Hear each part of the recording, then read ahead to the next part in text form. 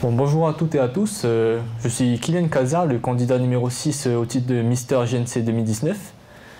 Alors cette année, je suis actuellement en première année de licence de physique-chimie à l'Université de Nouvelle-Calédonie.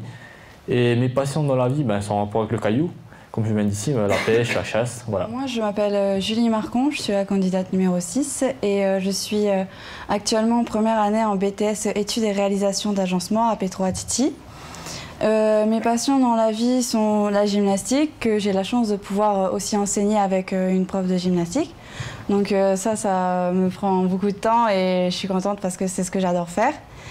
Et aussi j'adore aller à la pêche, faire la traîne, enfin c'est la base.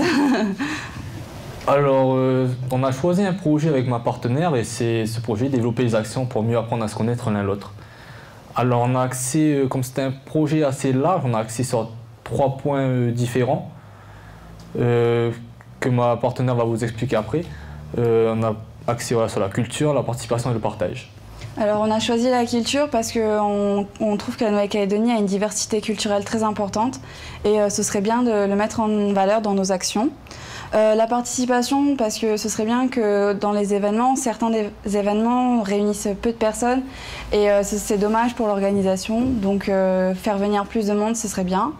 Et le partage parce que c'est l'une des principales comment on pourrait dire ça, valeur de la Nouvelle-Calédonie. Voilà, on est beaucoup axé sur le partage. Quand on va quelque part, on emmène toujours quelque chose pour partager avec tout le monde et on trouve que ça représente bien pour développer les actions pour mieux apprendre à se connaître l'un l'autre. Sur notre planning prévisionnel, alors nous on a choisi pour ce projet d'avoir une question par événement. Du coup on a trouvé déjà 2 questions sur les 3. La première qu'on a déjà posée lors d'un événement, c'était est-ce que cet événement met en valeur la diversité culturelle du pays? L'autre question, c'est comment qualifierez-vous les relations entre les personnes dans cet événement? Ouais. Et on est en train de chercher une 3e question. Qui puisse bien répondre à la participation, parce que la première question est en rapport avec la culture et la dernière avec le partage. Et du coup, on est encore en train de chercher pour la participation une question qui serait adéquate. Bon, je vais vous parler déjà de notre première action. Alors, elle s'est déroulée lors de la fête de la ville d'Imbéa. Alors, je rappelle que la question, c'est est-ce que cet événement met en valeur la diversité culturelle du pays?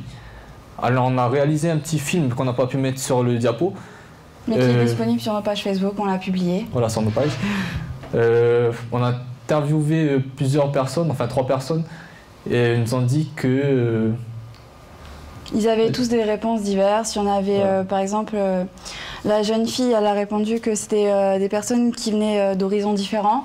Donc ça, c'était bien. Les personnes du milieu ont dit qu'il y avait un style musical très diversifié, même par rapport aux danses. Il y avait de la danse country, qu'on avait ensuite du reggae par d'autres musiciens juste après.